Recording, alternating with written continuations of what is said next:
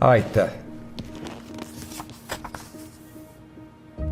Neil päevil sündis, et keiser Augustus andis käsu üles kirjutada kogu maailm.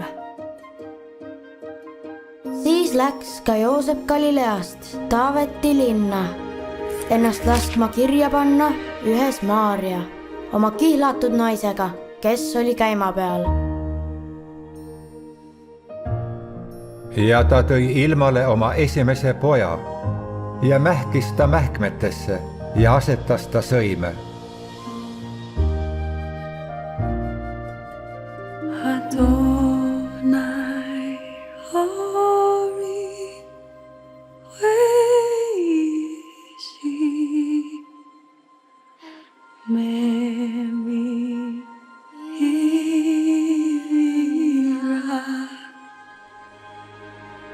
Ja seal oli karjaseid väljal õitsil, pidamas valvet öösel oma karja juures.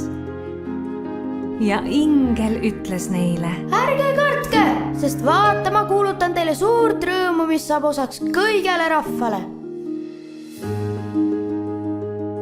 Sest teile on täna sündinud õnnistegija, kes on issand Kristus. Ja nad tulid tõtates ning leidsid Maarja ja Joosepi ja lapsukese, kes magas sõimes.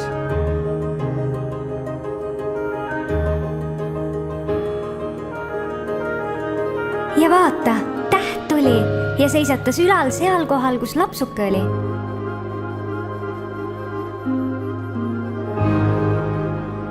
Vaata, siis tulid targad hommikumaalt, aga tähte nähes nad said üliväga rõõmsaks ja nad läksid sinna kotta ja heitsid maha ning kummardasid teda ning tõid temale ande, kulda ja viirukit ja mürri.